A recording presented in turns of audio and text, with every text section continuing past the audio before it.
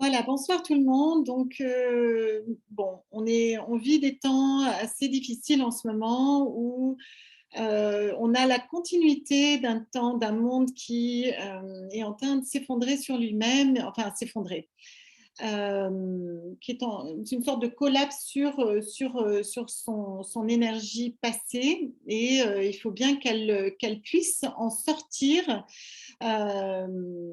de son histoire. Donc, on ne peut pas, voilà, alors soit tout le monde est en super spiritualité et le travaille intérieurement et on le dépasse, soit parfois il faut vivre un peu dans la matière certaines choses, malheureusement, et certaines personnes sont obligées de vivre des temps très difficiles. Et ça montre à l'humanité, chacun d'entre nous doit être à sa place aujourd'hui et vit son histoire, la continuité de son histoire, etc. Alors, j'avais une sorte de deux titres. Le premier titre qui est sorti aujourd'hui pour vous ce soir, c'est La juste place et Au cœur de soi. La juste place, j'ai envie de parler un petit peu de cet espace où tout le monde est en mouvement, parfois ballotté à travers le monde, quand le monde a une actualité plus grande qui nous impacte indirectement, etc.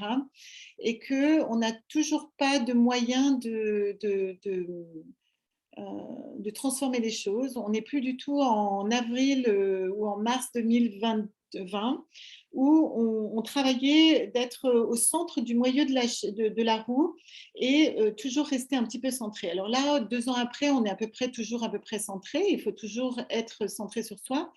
Mais là, la personnalité demande de l'action personnelle et une prise de place, etc. aussi. Donc, on a passé à travers le janvier et février de cette année 2022 et je dirais que ça a été quand même un petit tumulte. J'ai vu l'année 2022 arriver avec de nouvelles énergies complètement différentes, sans compromis, les personnalités vraiment affirmées, c'est pas le mot, mais sans compromis à l'intérieur, en disant maintenant ce que j'ai accepté avant, ce n'était plus possible, le sacrifice d'avant, c'est plus possible, là maintenant je veux ça, je veux ça, je veux ça. C'est comme l'avancée de la lettre se tire comme ça et oblige l'individu à se positionner. Il ne peut plus accepter certaines choses.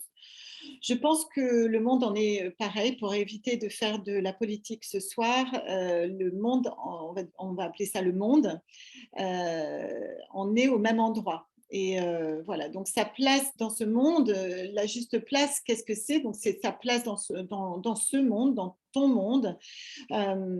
Soit tu te positionnes à travers le monde entier, c'est-à-dire la Terre entière, soit on se place dans son monde, c'est-à-dire sa vibration, son énergie. Et finalement, je pense que c'est la place la plus juste pour soi, même si on est quand même dans un monde où on est tous interreliés et il faut quand même avancer. On a des privilèges parfois qu'il faut conscientiser, quels sont les privilèges qu'on a, qu'on veut garder, qu'on veut vivre ou qu'on veut créer. Donc voilà, mais c'est vrai que cet espace en soi qui est donc sa place dans ce monde, à l'intérieur de nous, avec l'autre, voilà, c'est vrai que j'avais envie de reparler sur l'histoire de l'humanité où nous avons parcouru montagnes et légendes, défaites et gloires, mais à travers le temps, dans l'histoire, dans l'histoire de l'humanité. Euh, je ressens aujourd'hui, pour être un être qui est un réflecteur sur la Terre euh, et quelqu'un qui est assez objectif par rapport où j'en suis ou très clairvoyant sur l'humanité aujourd'hui, je me sens légitime de vous dire que dans tout ce tumulte, il nous faut se retrouver et se recentrer. Et que votre énergie vitale est toujours à l'intérieur de vous et que c'est elle qui va vous rassurer et vous mener en fait hein, et vous retrouver, enfin voilà, vous nourrir. La perte d'identité n'est pas la fin en soi, c'est juste la fin de la personnalité. On parlait d'ego tout à l'heure et en fait, on disait que je vous disais que l'ego, pour moi, c'est la résultante d'une accumulation d'histoires, voilà, mais ça ne fait en rien qui vous êtes. Imaginez dans cette vie, enfin voilà, je ne sais pas, une vie où vous avez une première vie où vous avez manqué d'argent ou alors vous avez dû voler pour pouvoir exister, mais vous avez toujours le reste de votre vie pour vous transformer. Donc ça ne vous fait pas de vous une entité propre, mais une vibration en devenir à un moment donné. Donc la personnalité, c'est une vibration qui n'est juste qu'un soi en perte de vitesse. Donc la personnalité n'est juste qu'un soi en perte de vitesse. Vous comprenez qu'il y a un endroit où voilà, j'ai voulu le mettre juste pour le figer à un moment donné où en fait votre personnalité s'est construite. Vous voyez les adolescents aujourd'hui qui n'ont ont besoin de se figer dans quelque chose, voilà, une sorte de sexualité ou alors une identité, etc. Ils essayent de se figer dans quelque chose parce que ils ont cette envie d'exister et d'être utile. J'ai une jeune fille de 13 ans tout à l'heure qui me disait qu'elle n'était pas sûre d'être à sa place et que et qu'elle ne se sent pas toujours utile. Elle se sent utile quand elle est auprès de sa jument et qu'elle nettoie le box et elle dans un univers un peu naturel où on lui demande de nettoyer pour sa jument, etc., des choses, etc. Donc là, elle se sent utile, mais quand elle fait ses devoirs, alors elle n'est pas sûre d'être dans l'utilité. Quand elle fait des gâteaux, peut-être un peu plus parce qu'elle va nourrir son père et sa mère, d'un partage voilà, qui est fait main et que c'est chouette. Mais c'est vrai que je sentais bien sa demande intérieure, sa demande à l'intérieur d'elle en disant qu'est-ce que je peux faire de mieux. Et rappelez-vous, vos 13 ans, je suis sûre que à 13 ans, vous aviez les mêmes questions, même peut-être plus jeune et même plus tard parfois. Et je pense que c'est quand même très, très important, ça, de vibrer sa vibration. Mais est-ce que c'est suffisant, hein? Et c'est jamais vraiment suffisant parce que l'individu qui est conscient de vivre, on le cantonne dans quelque chose aujourd'hui, c'est encore un peu enfermant d'être un collégien, d'être une lycéenne ou un étudiant ou même quelqu'un qui doit travailler, une infirmière, une ostéopathe, une secrétaire ou quoi que ce soit, une enseignante. C'est comment on le vit, comment on va amener nos convictions et nos vibrations, notre personnalité, enfin nos convictions personnelles. En personnalité, je ne suis pas sûre, à moins qu'on se connaisse réellement à l'intérieur de soi. Alors, c'est vrai que ces questions sont des questions ouvertes, mais l'être humain, il doit être ouvert, il doit se vivre dans la liberté, en fait. Et dans un carcan, il est quand même toujours un peu enfermé, comme je dis souvent, le génie dans la lampe. Donc, il doit apprendre à sortir de la lampe aujourd'hui, à sortir de ces carcans que et l'histoire lui a donné et le gouvernement ou l'institution ou la morale lui a donné, etc., etc.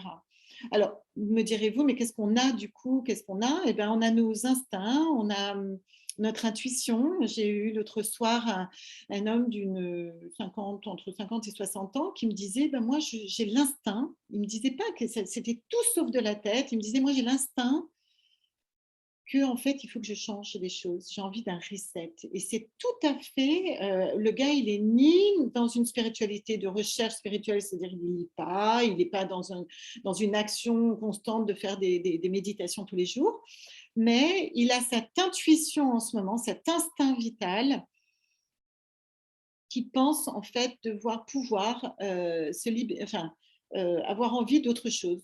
Il dit, je ne sais pas ce que ça va être, mais je sens que là, j'ai envie d'un reset. Le soin a été tout particulier. On a fait ce reset-là, c'est-à-dire qu'on a tout fermé fermer les blessures du passé, enfin voilà, toutes les blessures.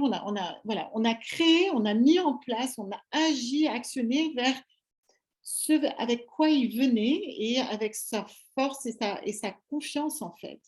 Et j'ai trouvé ça quand même, très chouette et je pense que de plus en plus, vibratoirement, je vois bien que l'humanité, enfin que la vibration est à cet endroit-là.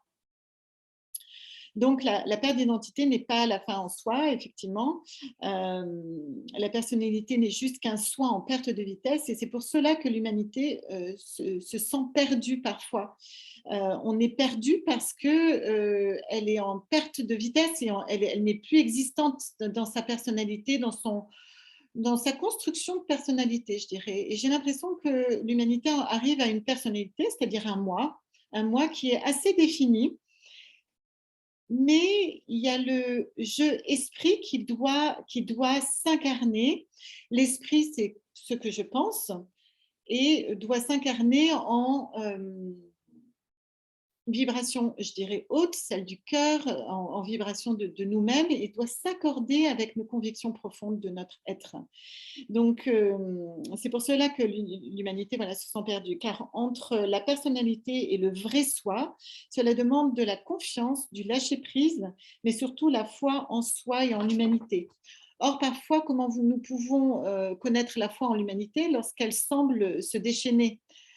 Mais je pense que l'observer, en être témoin et observer que c'est une fin en soi, que c'est quelque chose qui doit se terminer, je pense que c'est déjà plus constructif que de partir avec et de partir comme si c'était nous. Alors peut-être qu'on doit le vivre, hein, parce qu'il y en a certains qui pleurent parce que voilà, et que c'est vrai que c'est très émotionnel et que je ne dis pas qu'il ne faut pas partir dans l'émotionnel, hein, parce que si vous devez partir un peu comme le Covid, je crois on a pas mal passé de peur et de vibrations.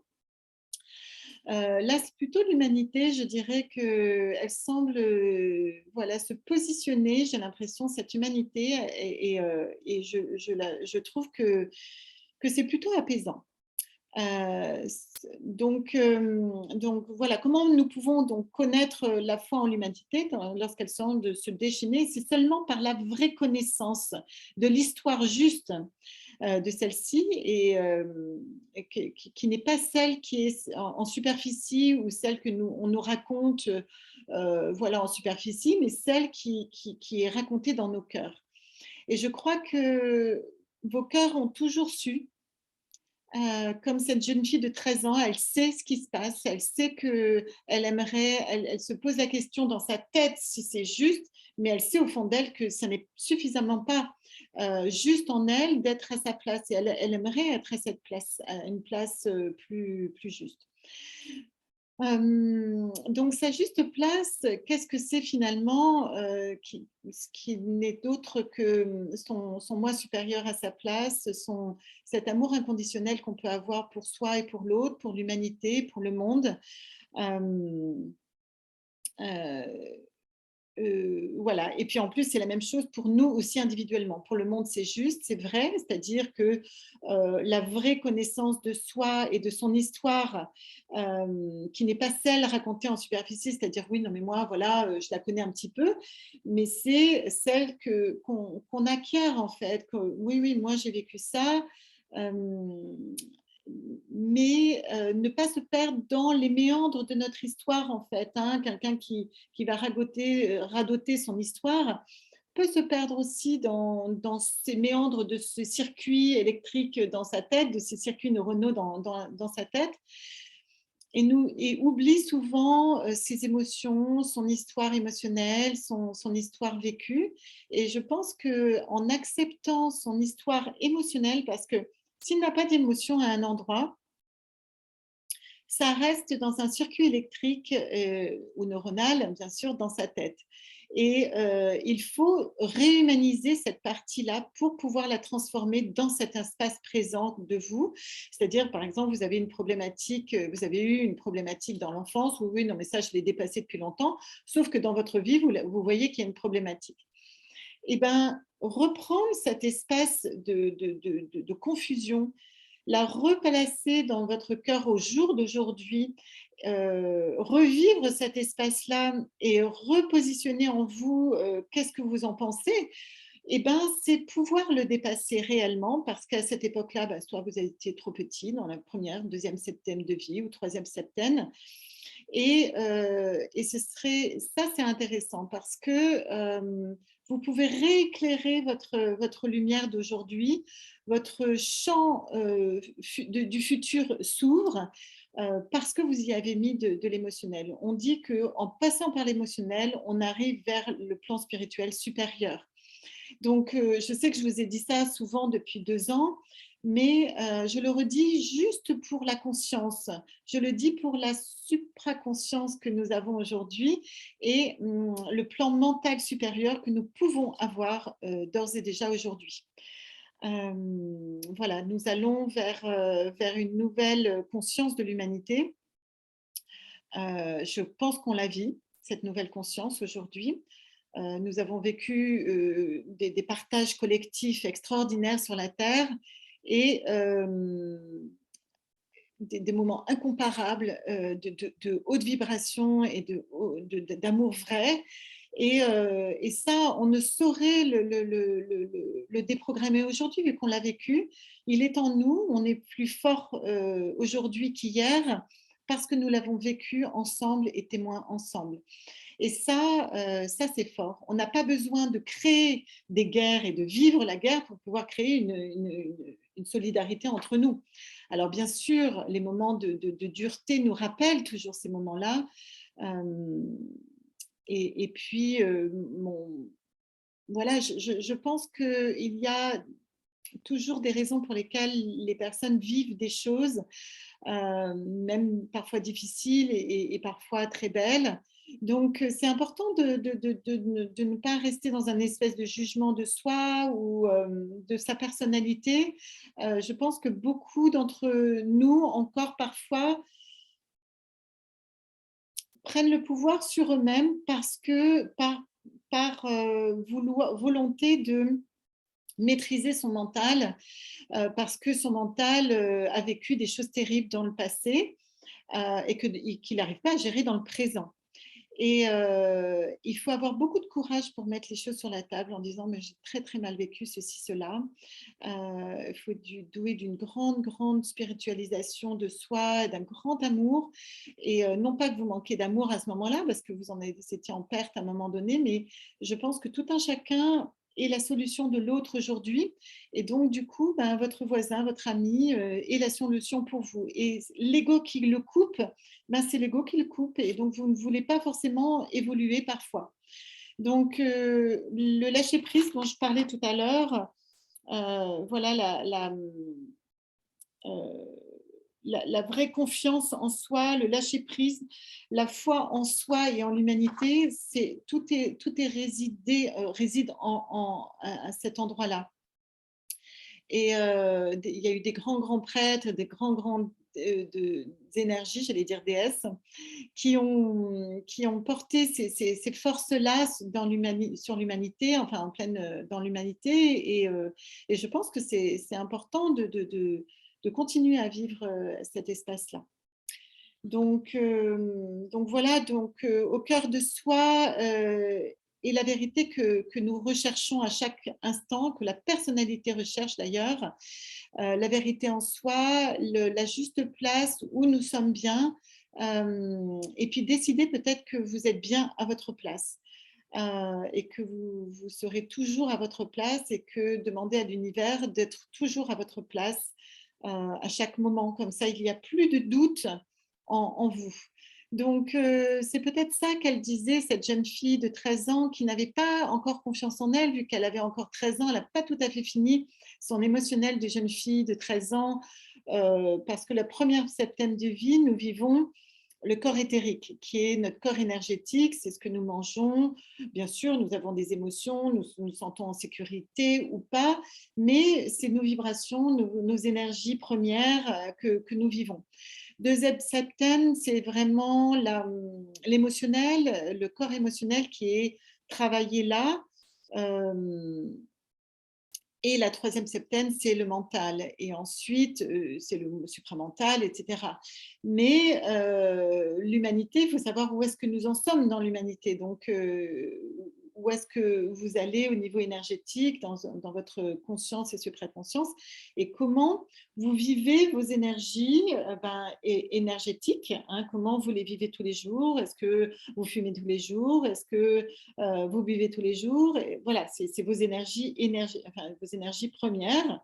Ensuite, il y a l'émotionnel et parfois on se sabote physiquement pour ne pas aller dans l'émotionnel parce que l'émotionnel est trop douloureux. Auquel cas, effectivement, on peut demander à autrui de nous aider dans notre émotionnel parce qu'il y a eu des blessures, parce que, voilà, enfin, pas forcément dans l'émotionnel, mais aussi dans l'énergétique, pour fermer ces blessures et aller au-delà vers l'émotionnel, pour traverser ces émotions.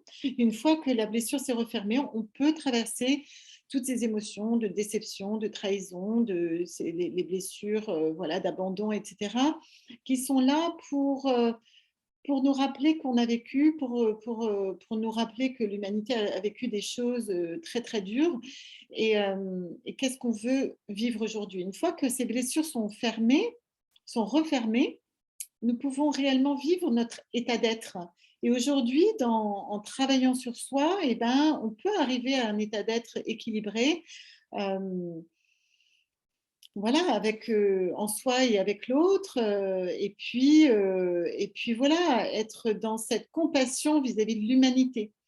Euh, je ne pense pas aujourd'hui que personne est bourreau, ni victime, ni sauveur. Je refuse de croire que le monde est une victime, même ceux qui meurent aujourd'hui. Pour moi, la mort n'est pas une fin, donc je ne peux pas croire, je refuse de croire, enfin, je peux le croire, mais c'est pas ce que je choisis de croire. Et je choisis de croire que l'être humain, il est une conscience, il est une âme incarnée et que cette âme incarnée, c'est beaucoup plus que ce que l'esprit a été formaté pour. Et puis voilà, et laisse croire et laisse passer. Donc je pense qu'on est beaucoup plus conscient et beaucoup plus sensible que cela. Et je pense que pour moi, l'hypersensibilité n'est autre que de la pure intelligence. Intelligence, celle qui donne des liens, mais que autre, c'est l'intelligence de l'âme incarnée, quoi. Donc voilà, heureusement qu'on est hypersensible, heureusement qu'on est voilà, déconcerté par rapport à certaines choses, etc. Mais la vie continue en nous et on voit bien que la vie continue et que, au même titre qu'on voyait des enfants avec des gros bidons quand on était petit, etc., on se disait comment faire. Ben voilà, on était quand même nous nés à d'autres endroits avec de la nourriture, sans sécheresse, etc., avec de l'eau. Et voilà, ça nous donne tous les jours la conscience de ce que nous avons, de ce que nous pouvons donner aussi, de ce vers quoi on veut tendre. Et je pense que c'est un gros challenge pour les ados d'aujourd'hui et même les adultes d'aujourd'hui de savoir qu'est-ce qu'on va construire demain, qu'est-ce qu'on va construire comme monde demain, hein, dans ce monde en transition. Voilà. Donc, je vous propose de passer à une méditation au cœur de soi, à sa juste place. Merci beaucoup.